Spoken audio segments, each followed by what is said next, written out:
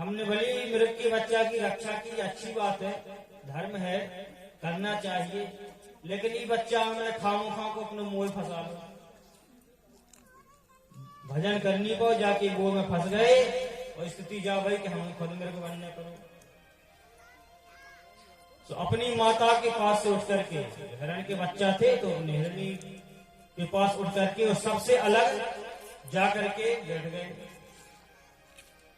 तो जो मृग के छोटे छोटे बच्चे थे उन्होंने अपने आपस में वार्तालाप की, क्यों हम लोगों से क्यों तुम दूर रहते हो, हमारे साथ खेलते क्यों नहीं। तो वे मृग आपस में बात करते, उन्होंने कहा हमारी रुचि नहीं है। और रात्रि के समय चुपचाप राती रात निकल आए।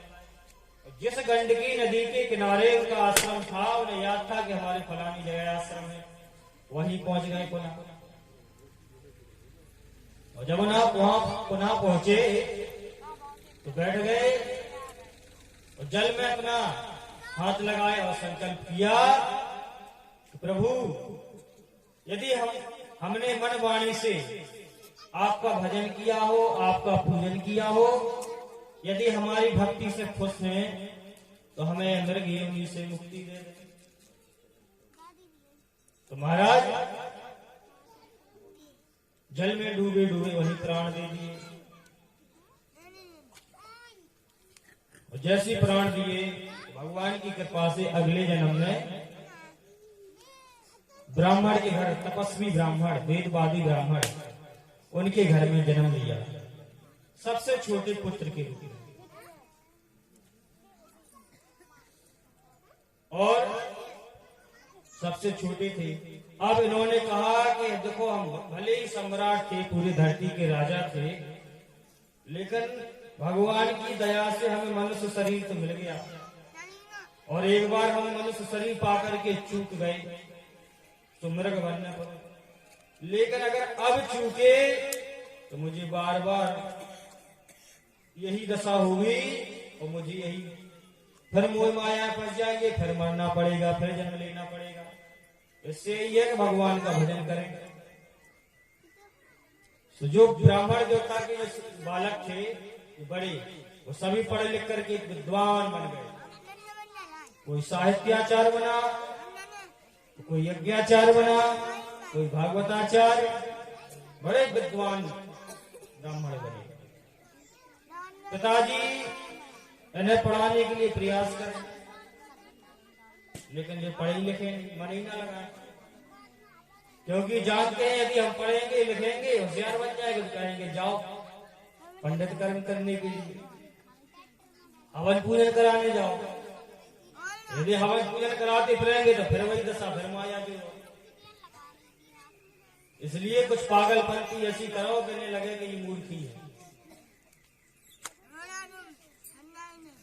तो पिताजी ने बहुत प्रयास किया, तो नाम रख दिया जड़ भरत, बिल्कुल जड़ है।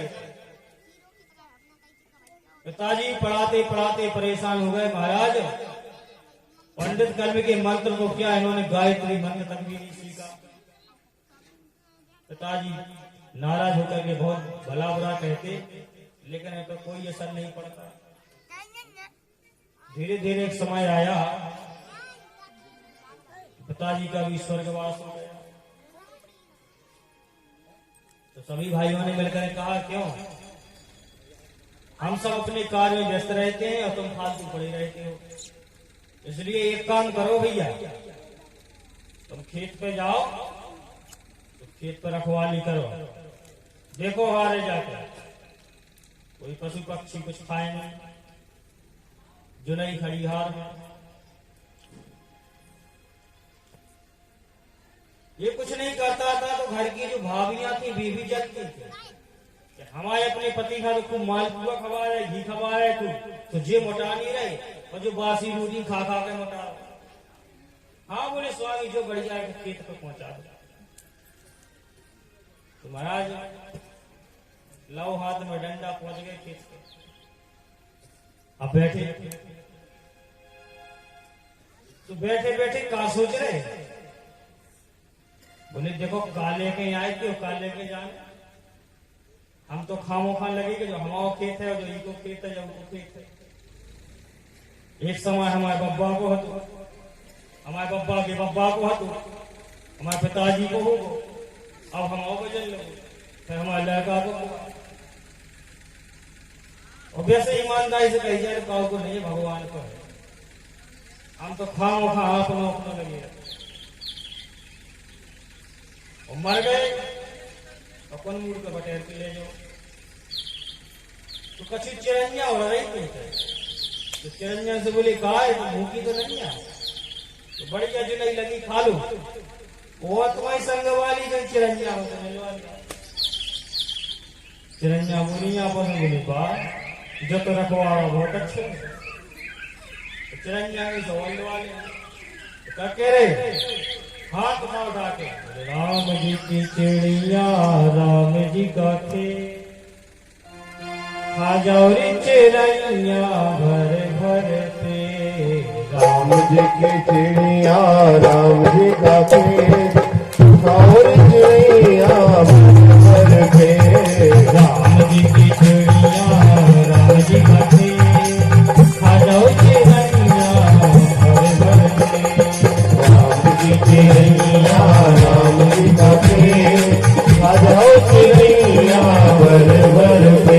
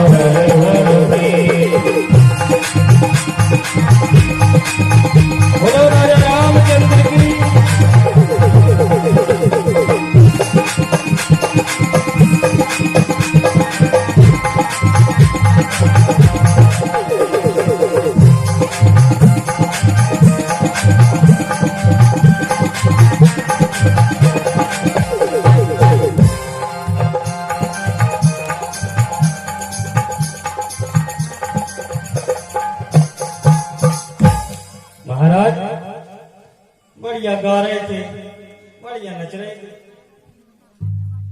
इतने में भाभी को विचार बनो कि देवर हार में है कलयुग दिया है। तो जैसी भाभी के लाने पहुंची से बढ़िया मस्ती से नच रहे थे, चिरंजा हटे गए तो सबने देखो ले बोले सब हुआ कछु जानवर से। तो उन्होंने भोजन तो पटके तुरंत आंख निकाल के बोले कछु जोग नहीं बचो, बताओ तुम्हारा का सहारा है, यही किराने पहुंचाओ कि तुम ये ढोर बच्ची भगाओ चिरंजा कम का भगाओ। घरे आए स्वामी जी इनके जब लौट करके आए अपने कान व्यस्त थे, सबने कान फूंक रहे, बोले जी तुम्हारे भज्जा कछु जो नहीं बच्चे देखे आओ हारे सब पूरा सत्यानाश करा दो।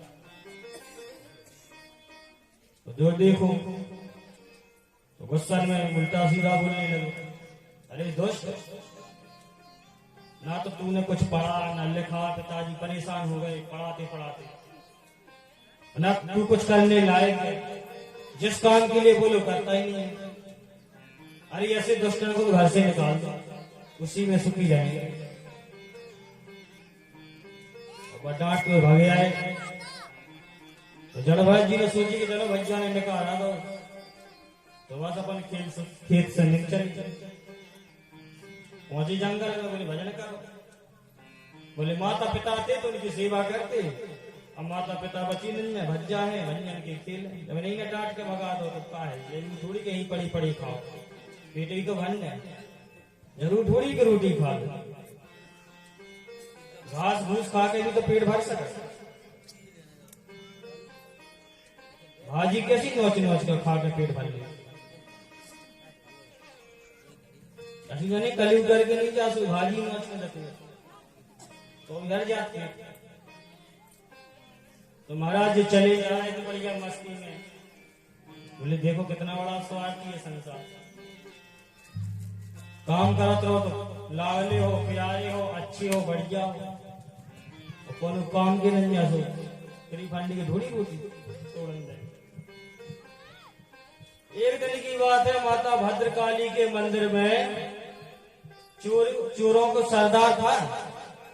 माता से प्रार्थना की कि माताई, हे जगदम्बा, हमारे लड़का हो जाए, हम तुम्हें नर बलि दें, एक मनुष्य की बलि दें। लेकिन उसके बालक का जन्म हो गया, उसकी बारी आई नर बलि चढ़ाने की। तो चोरों के सरदार ने किसी व्यक्ति को पकड़ के लाया, वो बांध दिया। बोले जब वो बलि का समय आया तभी बलि देंगे। सब आराम करने लगे। इतनी में जिस व्यक्ति को पकड़ा था वो जैसे बना अपने हाथ पैर छोड़ के तो वो भाग गया। और जब भाग गया तो सरदार ने कहा, क्यों, वो जिसकी बलि देनी थी वो कहाँ गया? बोले महाराज हम तो नहीं बांधे थे, बहुत ढूंढो लेकिन नहीं मिले।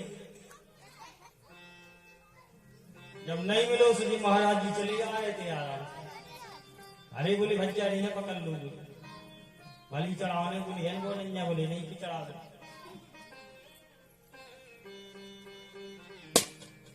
तो इनको पकड़ लिया। कहाँ जा रहे हो?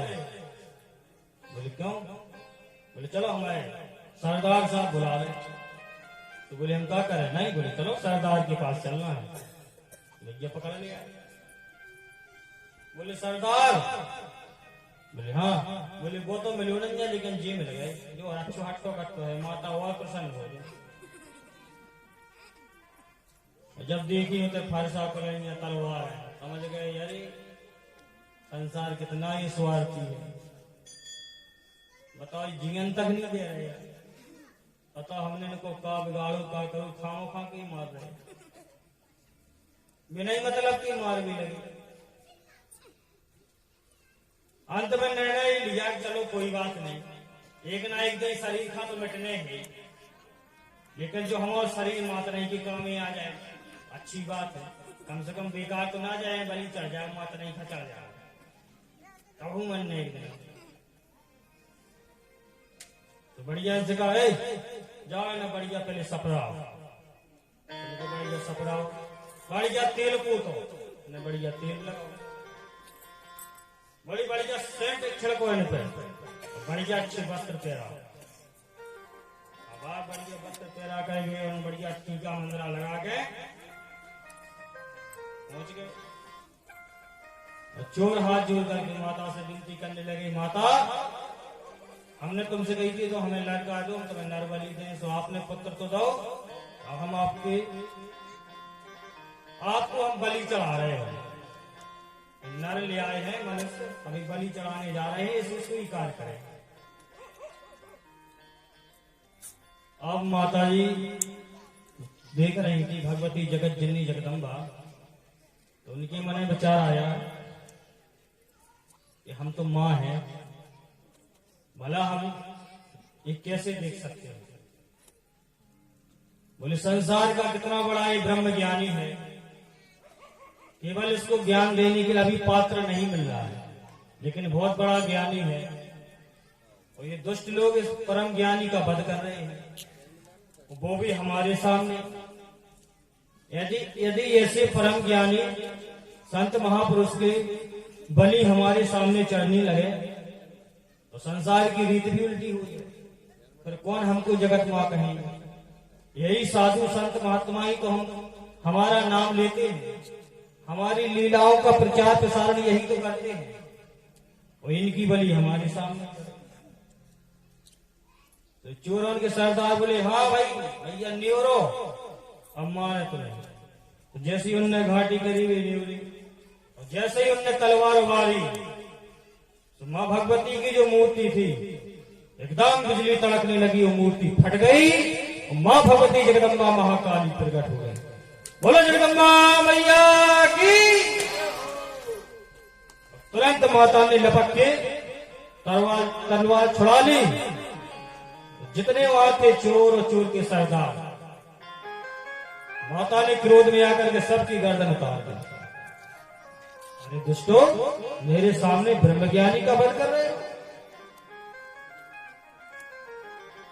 जड़ भरत महाराज ने माता के दर्शन किए, चरणों में प्रणाम किया, और इसके बाद माता भगवती से आशीर्वाद लेकर के और माता भगवती अंतर ध्यान हो गई। प्रणाम करके जब भरत जी महाराज चलने लगे,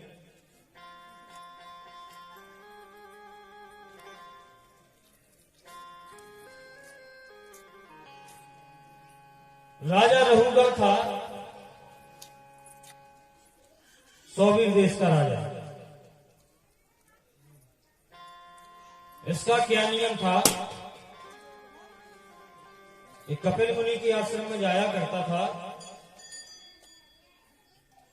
और नित्य सत्संग किया करता था। लेकिन सत्संग की इच्छा से जाओ ना तो संत महापुरुषों के पास में पैदल चल के ही जाना चाहिए, अभिमान लेकर के नहीं जाना चाहिए। लेकिन सत्संग करना तो जाता था सत्संग करने, लेकिन पालकी पे बैठ करके। तो एक दिन की बात है, ये राजा रघुगढ़ पालकी में बैठा हुआ चला जा रहा था। तो उसमें से एक जो एक पालकी में 4 लोग लगते हैं, तो उसमें से एक अचानक बीमार पड़ गया। तो बीमार पड़ा तो बोले महाराज हमारी तबीयत गड़बड़ हो रही है, चक्कर आ रहे हैं। तो राजा ने कहा एक काम करो, यदि कोई दिखाई दे रहा हो तो उसको लगाओ पालकी में। चारों तरफ देखा तो यही महान भाव चले जा रहे थे। अरे बोले महाराज मिलो मिलो, बोले बुलाओ। अरे बोले इधर आओ, कहाँ जा रहे हो? बोले कहीं नहीं, फालतू कर रहे। बोले दिया, बोले हाँ, लग जाओ पालकी में।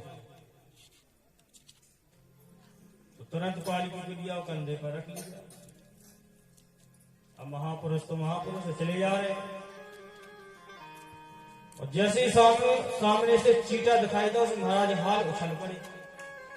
और जैसे ही उछके तो पालकी डगमगानी, राजा साहब की खोपड़ी का इधर गले का इधर गले।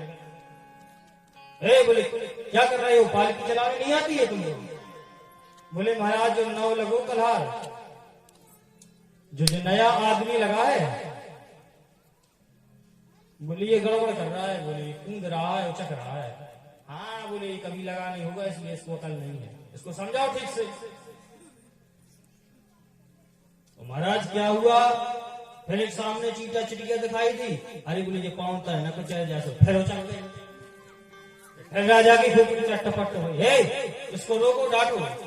बोले महाराज ये मान ही नहीं रहा है, हम इसको समझा रहे हैं। क्यों भैया ऐसा क्यों कर रहे हो? कुछ नहीं, चुपचाप चले जा रहे हैं। तो राजा उल्टा सीधा बोलने लगा, क्यों तू बार बार समझाओ, तू समझता नहीं क्या? मर गया क्या तू? कुछ बोल तो मुझसे, फिर भी कुछ नहीं। तो राजा उपवास करने लगे, क्यों रे तू इतना हट्टा कट्ठा है, तो तुझसे पालकी नहीं धोई जा रही है? फिर भी किसी नहीं बोले। जब फिर वही तो राजा तुरंत गुस्से में बोला, हाँ हट्टा कट्टा जरूर है, बेचारा पतरा है, कुछ जो बचा नहीं है, अधमरा सा है। राजा जब नाना प्रकार से तिरस्कार करने लगा तो महाराज जड़भर जी को अब बोलना पड़ा। सिद्ध महापुरुष एक तो बोलते नहीं, और जब बोल देते हैं तो महाराज कल्याण करके ही छोड़ते हैं। और इनको पता था कि जो राजा रघुगढ़ था ना, ये पूर्व जन्म में कोई मर गई है तो भरत जी के चित्त में चिपको, और उसी के कारण इन्हें भी मिर्गा बनना पड़ा। इसलिए उन्होंने सोचा कि नई थोड़ी है, पुरानी परिचय है, इसलिए हम भी सुपात्र की खोज कर रहे थे, और ये हमारा पुराना संबंधी है, अब हमें ऐसे किसका कल्याण करना चाहिए।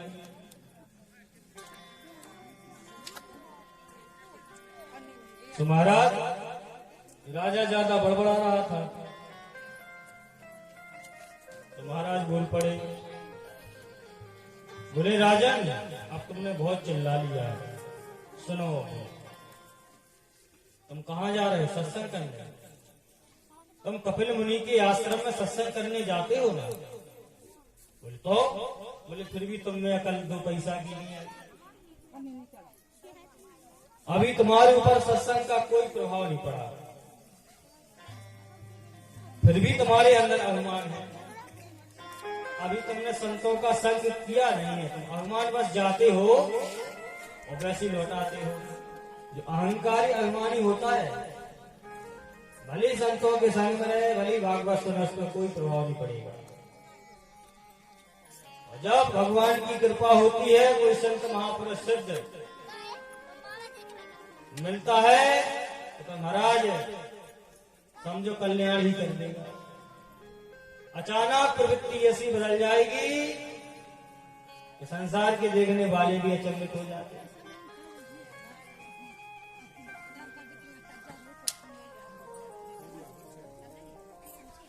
तो बोले सुनो राजा, बोले जिस शरीर को तुम अपना शरीर मान रहे हो, वो शरीर तुम्हारा है ही नहीं।